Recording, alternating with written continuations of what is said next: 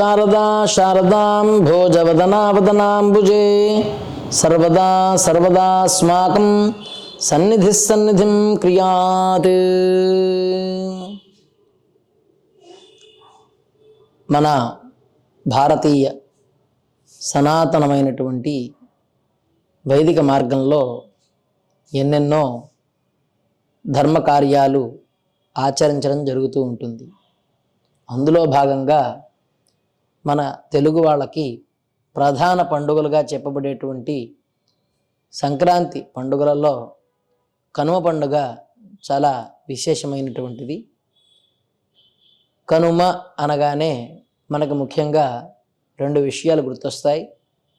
కనుమ నాడు మినుము తినాలి అని, అంటే మినుపతో సంబంధించినటువంటి మినప గింజలు, తద్వారా వచ్చేటువంటి సున్నుండలు కానీ లేదా ఆ రోజు గారెలు కానీ చేసుకుని తింటుంటారు. కనుమనాడు మినుము తినాలి అంటారు. బలవర్ధకమైనటువంటి పోషణ కలిగించేటువంటి ఆహార పదార్థాలని సేవించాలి అని చెబుతారు. ఆ రకంగా ముఖ్యంగా కనుమనాడు మినుము తినాలి అనే ఒక విషయం అయితే, రెండు, ఆ రోజు ఎటువంటి ప్రయాణాలు చేయకూడదు అని. కనుమనాడు ఎప్పుడు కూడా ప్రయాణం చేయకూడదు. ఎలా అయితే గ్రహణం ముందర గ్రహణ శూల, అలాగే గ్రహణం సమయంలో ఎటువంటి నియమాన్ని పాటిస్తూ ప్రయాణాలు చేయరో, ఆ విధంగా సంక్రమణం మర్నాడు కూడా ప్రయాణాలు నిషిద్ధం అన్నమాట. అందుచేత కనుమనాడు ముఖ్యంగా ప్రయాణాలు చేయకూడదు, ఎక్కడ వారు అక్కడే ఉండాలి అని చెప్తుంటారు. ముఖ్యంగా ఈ కనుమనాడు ఈ రెండు విషయాలతో పాటు మరొక విషయం కూడా ఉన్నది. ఆనాడు ఖచ్చితంగా గోపూజ చేసుకోవాలి అని.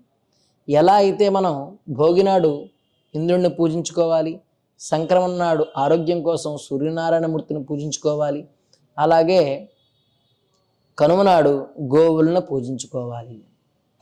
ఆ రోజు గోవులని ఏమని ప్రార్థన చేయాలి అంటే, మీరు వచ్చేటువంటి వేసవి కాలంలో ఏ క్షణంలో అయినా ఎప్పుడైనా ఆ రోజుల్లో మాకు సకాలంలో కనుక కూరలో పండకపోతే, అప్పుడు మీ నుంచి వచ్చేటువంటి క్షీరములు మాకు ఆధారం.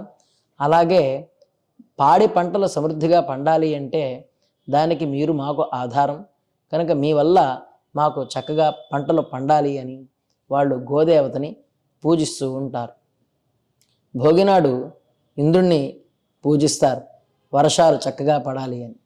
అలాగే సంక్రాంతి నాడు వర్షాలు పడి ఈ సుభిక్షంగా పాడి పంటలు వచ్చినట్లుగానే ఆ పాడి పంటల ద్వారా వచ్చేటువంటి ఆహారం మనిషి స్వీకరించి మనిషి ఆరోగ్యంగా ఉండాలని రెండవ నాడైనటువంటి సంక్రమణం నాడు సూర్యనారాయణమూర్తిని పూజిస్తారు.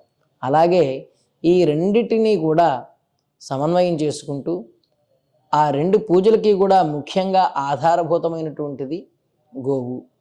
మనకి గోవు చాలా ప్రధానమైనటువంటి దేవత కనుక ఖచ్చితంగా ఆ రోజు గోపూజ చేసుకోవాలి.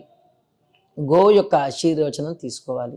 ఆ గో ఆశీర్వచనంతో ఆ పాడి పంటలే కాదు, ఆ యొక్క ప్రతి మనిషి కూడా చక్కగా తన జీవనంలో మున్ముందుకు సాగడానికి, అలాగే ఉన్నతమైనటువంటి శిఖరాల్ని అధిరోహించడానికి కూడా ఆ గోదేవత ఆశీస్సులు చక్కగా అతనికి మున్ముందుకు సాగడానికి పనికొస్తాయి.